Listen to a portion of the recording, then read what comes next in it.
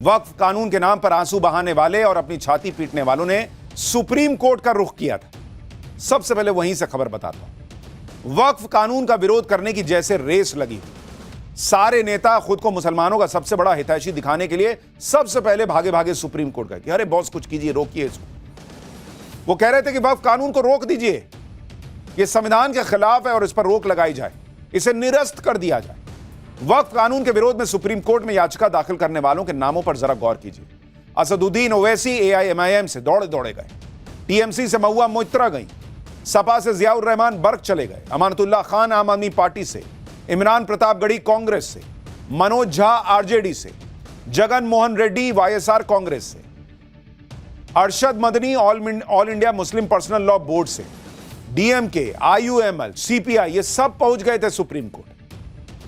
और इन सारे नेताओं और पार्टियों ने वक्फ कानून के खिलाफ याचिका डाली। कपिल सिब्बल और अभिषेक मनु सिंघवी जैसे बड़े बड़े वकीलों ने सुप्रीम कोर्ट में इनकी तरफ से आज दलीलें पेश की। वक्फ कानून को लेकर सुप्रीम कोर्ट में क्या क्या हुआ, आज उसकी एक एक डिटेल आपके सामने रखने जा रहा हूं। इंडी गठबंधन की जो पार्टियां बड़ी उम्मीद के साथ PM मोदी के वक्फ कानून को लेकर सुप्रीम कोर्ट गई थी कि भाई आज ही सुप्रीम कोर्ट खत्म कर देगा इसको, कि रोको इसको, नहीं हो सकता है। इन्हें बड़ा तगड़ा झटका लग गया। दरअसल सुप्रीम कोर्ट में सुनवाई के दौरान याचिकाकर्ताओं ने वक्फ कानून पर रोक लगाने से जुड़ी याचिकाओं पर सुनवाई की मांग की। इस पर चीफ जस्टिस ऑफ इंडिया ने कहा कि अब वो कानून पर रोक की मांग को लेकर किसी याचिकाकर्ता को नहीं सुनेंगे। चीफ जस्टिस ऑफ इंडिया ने कह दिया कि बस हो गया, अब हमें मौका दीजिए। यानी सुप्रीम कोर्ट ने आज हुई सुनवाई में वक्फ कानून का विरोध करने वाले जो लोग थे उनको सबसे बड़ा झटका यह दिया कि वक्फ एक्ट पर अंतरिम रोक लगाने से सीधे सीधे मना कर दिया कि भाई कानून तो नहीं रुकने जा रहा, आगे की बात करो, जो कर रहे हो उसमें देखेंगे क्या कर सकते हैं। और आज जो चर्चा हुई सुप्रीम कोर्ट में उसमें ये विरोधी खुद ही एक्सपोज होते चले गए। वक्फ कानून के विरोधी बात बात पर संविधान और संविधान के आर्टिकल 26 की दुहाई देते हैं। आज सुप्रीम कोर्ट ने संविधान और इस पर ऐसी बात कही कि वक्फ कानून के विरोधी सन्न रहे। कपिल सिब्बल ने कहा कि नए वक्फ कानून की धारा 3 का सेक्शन A सब सेक्शन 2 के मुताबिक वक्फ अल औलाद का प्रावधान महिलाओं को विरासत से वंचित नहीं करेगा। यह नियम बनाने वाली सरकार कौन होती है? इस पर CJI ने कहा कि हिंदुओं के लिए भी सरकार ने कानून बनाया है और अब संसद ने मुसलमानों के लिए भी कानून बना दिया है। यानी आप सोचिए, वक्फ अल औलाद जो है, भाई आपने कोई संपत्ति वक्फ की, उसको आपके परिवार जो है वो उसको ले सकता है, उसका फायदा ले सकता है, उससे जुड़ सकता है। उसमें अभी तक महिलाओं के लिए व्यवस्था नहीं थी। मोदी सरकार ने कहा कि नहीं, मुस्लिम महिलाओं को भी दो ना भाई, उनका क्यों नहीं हक होगा? कपिल सिब्बल जाके कोर्ट में लड़ रहे हैं कि नहीं, सरकार कैसे कह रही है कि महिलाओं का भी हक हो सकता है। आप सोचिए, इस तरह से तर्क दिया जा रहा है। यह मुस्लिम महिलाओं के साथ अन्याय नहीं है तो क्या है? उसके बाद संविधान का आर्टिकल 26 सेक्युलर है और सभी धर्मों पर लागू होता है, यह सुप्रीम कोर्ट ने साफ कर दिया। यानी बात बात पर संविधान के आर्टिकल 26 को दोहराने वालों को सुप्रीम कोर्ट ने 2 लाइन में समझा दिया कि इसका सही मतलब क्या होता है। वक्फ कानून के विरोध में सबसे बड़ी दलील यह दी जाती है कि वक्फ संपत्तियों का रजिस्ट्रेशन कैसे कराया जाएगा, क्योंकि वक्फ तो सालों से है। कपिल सिब्बल ने वक्फ संपत्तियों के रजिस्ट्रेशन के नियम पर कहा कि वक्फ सैकड़ों साल पहले बनाया गया है, अब यह 300 साल पुरानी संपत्ति की वक्फ डीड मांगेंगे। यह इतना आसान नहीं है। अगर रजिस्ट्रेशन नहीं कराया गया तो मुतवल्ली को जेल जाना पड़ेगा। मुतवल्ली वो होता है जो वक्फ संपत्तियों का केयर टेकर होता है, और उसे बचाने के लिए कपिल सिब्बल दलीलें दे रहे हैं। वो कह रहे हैं कि भाई मुतवल्ली को जेल मत भेजो, जबकि सबसे ज्यादा आरोप लगता है कि भाई मुतवल्ली ने ही इधर उधर गड़बड़ी की है और गरीब मुसलमानों का हक छीना हुआ है। कपिल सिब्बल कह रहे हैं कि उसको जेल क्यों भेजना है भाई? कपिल सिब्बल की दलील पर सरकार की तरफ से पेश हुए वकील तुषार मेहता ने कहा कि 1923 से ही वक्फ का रजिस्ट्रेशन अनिवार्य है, यहां तक कि वक्फ बाय यूजर को भी बिना रजिस्ट्रेशन के मान्यता नहीं दी जा सकती। 1995 के अधिनियम में भी इस प्रावधान का पालन किया गया है। SG तुषार मेहता ने कहा कि कपिल सिब्बल मुतवल्लियों के जेल जाने की अव्यवहारिक दलीलें दे रहे हैं। आप सोचिए बॉस कि यह वक्फ एक्ट जो नरेंद्र मोदी लेकर आए, वो कहता है कि भाई मुस्लिम महिलाओं को भी हक दो। कपिल सिब्बल जाके लड़ रहे हैं कि नहीं, महिलाओं को आपने कैसे डाल दिया, सरकार कैसे कर रही है? वो कह रहा है एक्ट कि अगर गड़बड़ी मुतवल्ली कर रहा है तो मुतवल्ली को जेल में डालो। कपिल सिब्बल जाके लड़ रहे हैं कि अगर गलती कर रहा है तो जेल में डाल दीजिएगा। क्या? अरे बॉस, तो जेल में नहीं डालिएगा तो कहां डालिएगा? मुतवल्लियों के लिए जेल चले जाने की दलील देकर कपिल सिब्बल यह बताना चाह रहे थे कि वक्फ कानून कितना खतरनाक है, लेकिन सॉलिसिटर जनरल तुषार मेहता ने इस दलील का फौरन फैक्ट चेक कर दिया। नए कानून में वक्फ बाय यूजर के लिए भी नियम बनाए गए। इस पर भी मुस्लिम संगठनों और कई राजनीतिक दलों ने आपत्ति जताई। आज सुप्रीम कोर्ट में सुनवाई के दौरान अभिषेक मनु सिंघवी ने कहा कि 8 लाख वक्फ संपत्तियों में से 4 लाख संपत्तियां तो वक्फ बाय यूजर हैं। आप सोचिए, जिस वक्फ बाय यूजर को कहा जाता है कि भाई आपने उंगली रख दी, कह दी हमारा हो गया, वैसा हिसाब 4 लाख संपत्तियों पर है। यह खुद अभिषेक मनु सिंघवी कोर्ट में बता रहे हैं। नए कानून के तहत 4 लाख संपत्तियां तो यूं ही चली जाएंगी, वो कह रहे हैं। इस पर चीफ जस्टिस ऑफ इंडिया ने कहा कि हमें बताया गया है कि दिल्ली हाईकोर्ट भी वक्फ की जमीन पर बना है। हम ये नहीं कह रहे कि सभी वक्फ बाय यूजर गलत है, लेकिन यह चिंताजनक है। सुप्रीम कोर्ट ने भी इस पर चिंता जताई। सुप्रीम कोर्ट भी समझ रहा है कि वक्फ बाय यूजर के नियम का गलत इस्तेमाल किया जा सकता है, और उसी में अभिषेक मनु सिंघवी ने जोड़ दिया कि हां भाई, वो तो संसद के लिए भी कहा जाता है कि वो भी वक्फ की जमीन पर। खुद मान भी रहे हैं और खुद डिफेंड भी करने पहुंचे हुए।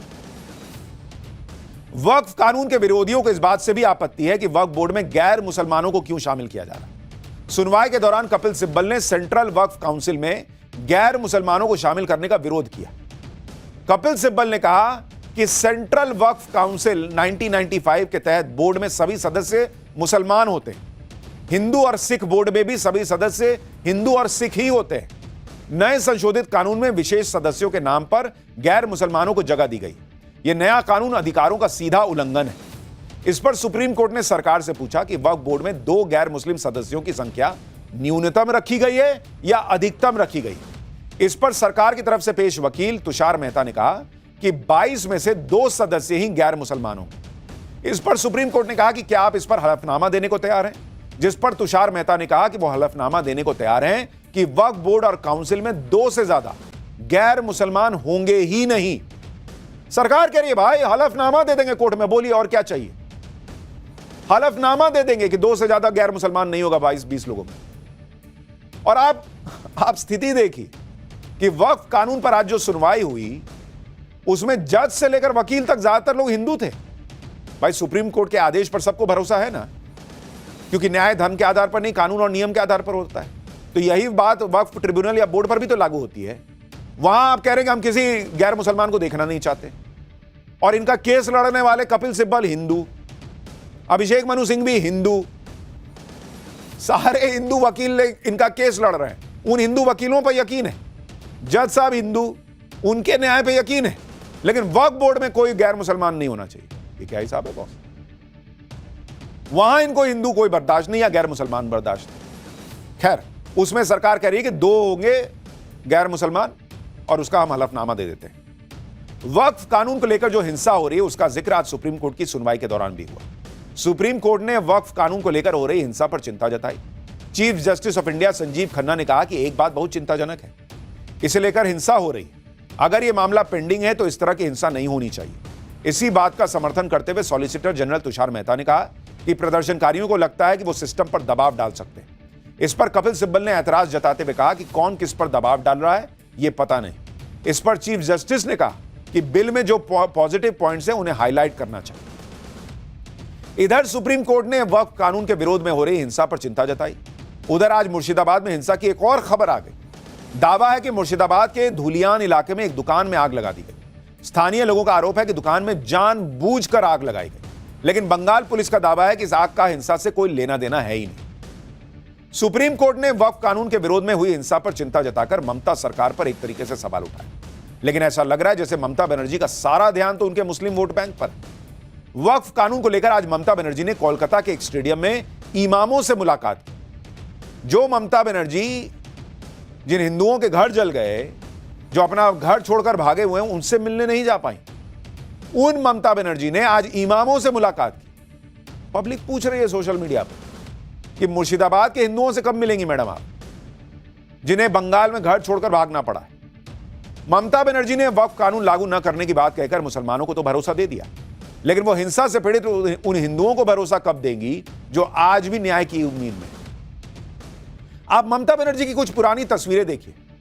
जब कोलकाता में डॉक्टर्स प्रोटेस्ट कर रहे थे तो ममता बनर्जी ने उनसे मुलाकात की। जब टीचर्स ने प्रोटेस्ट किया तो स्टेडियम में उनसे मिली। आज मुसलमान नाराज हो गए तो इमामों से मिल रही, लेकिन पीड़ित हिंदुओं से मिलने का टाइम ममता बनर्जी के पास नहीं आया है अभी तक।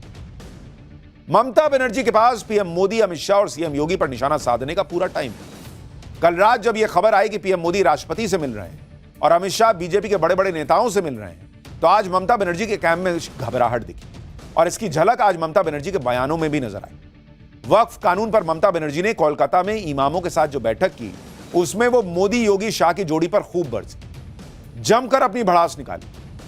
मुख्यमंत्री ममता बनर्जी ने पीएम मोदी को चेतावनी देते हुए कहा कि दिल्ली में 1 साल में उनकी सरकार गिर जाएगी। सीएम ममता ने अमित शाह के लिए कहा कि प्रधानमंत्री अमित शाह को कंट्रोल करें, शाह कभी प्रधानमंत्री नहीं बन पाएंगे। सीएम ममता ने योगी आदित्यनाथ के लिए कहा कि वो योगी नहीं भोगी हैं, बड़ी बड़ी बातें करते हैं।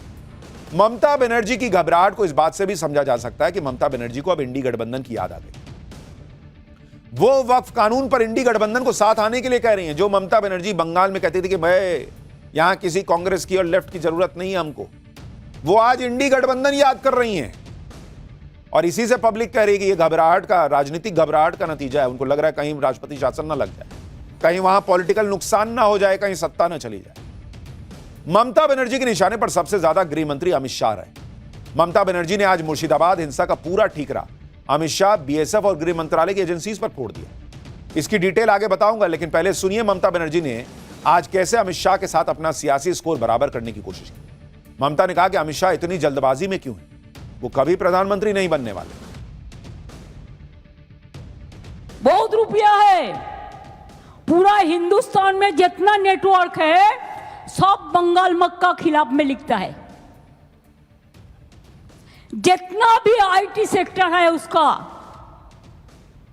वो सब अमित शाह का कंपनी ज्यादा है। ये आप लोग को ध्यान होना चाहिए, उसका इसका साथ बराबर संपर्क है। इतना जल्दीबाजी आपका क्यों है? आप तो प्राइम मिनिस्टर कभी नहीं बनेंगे। मोदी जी चला जाने के बाद आप क्या करेंगे? मोदी जी के আমি রিকোয়েস্ট করব, দয়া করে লোকটাকে কন্ট্রোল করুন। ममता बनर्जी अमित शाह को टारगेट कर रही हैं, शायद इसलिए क्योंकि अमित शाह ने संसद में खड़े होकर कह दिया था कि भाई बंगाल में सीटें बढ़ेंगी, ताल ठोक कर कह रहा हूं, वहां चुनावी तौर पर देख लेंगे क्या होगा क्या नहीं। ममता बनर्जी करेंगे अमित शाह कभी प्रधानमंत्री नहीं बनने वाले, और मोदी चले गए तो फिर अमित शाह का क्या होगा। अमित शाह के बाद ममता बनर्जी के निशाने पर यूपी के मुख्यमंत्री योगी आदित्यनाथ आ गए। ममता बनर्जी ने यूपी के सीएम योगी आदित्यनाथ पर भी पलटवार किया। दरअसल सीएम योगी ने कल कहा था कि दंगाइयों को डंडे की भाषा समझ आती है। इस पर ममता ने कहा कि योगी ने सभी को डरा के रखा हुआ है, सीएम योगी के राज में कोई रैली नहीं कर सकता। सुनिए उन्होंने मुख्यमंत्री योगी आदित्यनाथ को लेकर क्या कहा। दंगाइयों का उपचार ही डंडा है, बिना डंडे के मानेंगे नहीं। आप देख रहे होंगे बंगाल जल रहा है, वहां की मुख्यमंत्री चुप है, दंगाइयों को शांति दूत कहती है। अरे लातों के भूत बातों से कहां मानने वाले हैं। लेकिन सेकुलरिज्म के नाम पर इन लोगों ने दंगाइयों को दंगा करने की पूरी छूट दे रखी है। पूरा मुर्शिदाबाद पिछले 1 सप्ताह से चल रहा है, सरकार मौन है।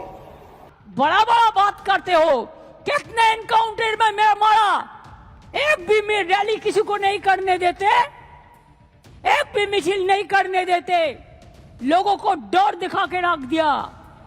लोगों ने एक रैली भी नहीं कर सकता है।